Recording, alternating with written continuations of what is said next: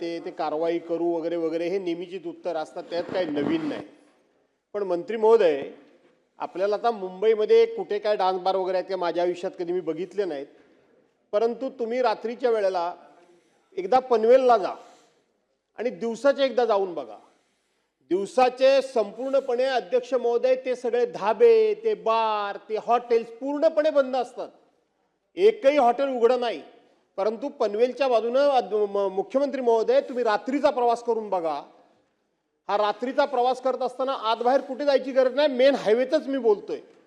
दोन्ही बाजूनं इतक्या सगळा नुसता लखलखाट, ते संपूर्णपणे लाइटिंग, तो सगळा आवाज, ते सगळं पब्लिक, हे रस्त्यावर कुठल्या प्रकारचा ऑर्केस्ट्रा बघायला येतं मंत्री महोदय? त्या ठिकाणी कुठलाही ऑर्केस्ट्रा नाही, तर लेडीज बारच त्या ठिकाणी चालतात, डान्स बारच चालतात.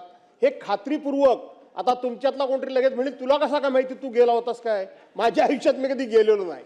पण दिवसा एकदा जा आणि रात्री एकदा जा, आपल्याला आपोआप फरक जाणवेल. काही वेगळी चौकशी करण्याची गरज नाही.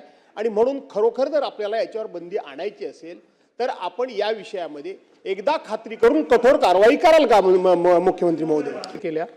पण आता कोणालाही लायसन्स डान्स बारचा नाही, आता ऑर्केस्ट्रा बारचा लायसन्स आपल्याकडे आहे. त्याचे काही नियम आपण केलेले आहेत की ज्या नियमांमध्ये ती जागा किती असली पाहिजे, कोणालाही पैसे उडवता येणार नाही, अशा अनेक वेगवेगळ्या प्रकारचे, म्हणजे पैसे उडवले तरी त्याला गुन्हा समजला जाईल असं आता आपल्या कायद्याप्रमाणे आपण केलेलं आहे. अशा सगळ्या गोष्टी आपण केल्यात.